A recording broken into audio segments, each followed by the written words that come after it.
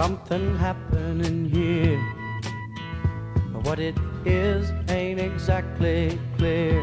The social revolution of the 1960s shook up America and gave us the landmark 1964 Civil Rights Act, barring discrimination. But protests continued over the war in Vietnam, voting rights, and women's rights. I am woman, hear me roar. Finally, a Supreme Court decision in 1971 strengthened the right of women to hold jobs traditionally held by men. The FCC also was putting pressure on broadcast companies to hire women and minorities in radio and television newsrooms. And so, women began to get a foot in the door of newsrooms around the country. It was also the blossoming of television news itself, higher ratings, and more attention to serious journalism.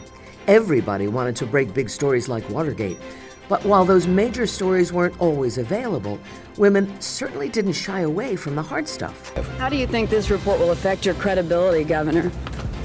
Because the report says that you were dishonest. Good evening. That whole notion of so-called separate but equal public facilities is against the law. But that apparently isn't bothering a Kaufman man who runs a laundromat for whites only. Kay Vinson looked into the matter. They were young, college-educated, ambitious women entering newsrooms around the country, sometimes enduring sexual harassment and lower pay, but persisting nonetheless.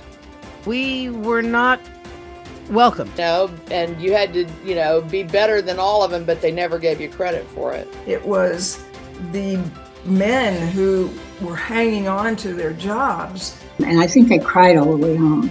Some have written memoirs and become famous on a national scale, but most have either continued to work in the local and network news, raise families, start new careers, retire, or sadly, some have died. But they were all pioneers in the field of journalism just blossoming in the early 1970s.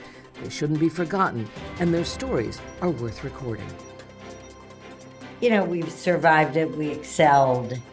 I guess the best way to describe it is if you let the inmates run the asylum. We had so much fun. The energy of women in early TV news and the path they created for others. This project will provide scholarship funding for a woman studying journalism. Thank you for your support.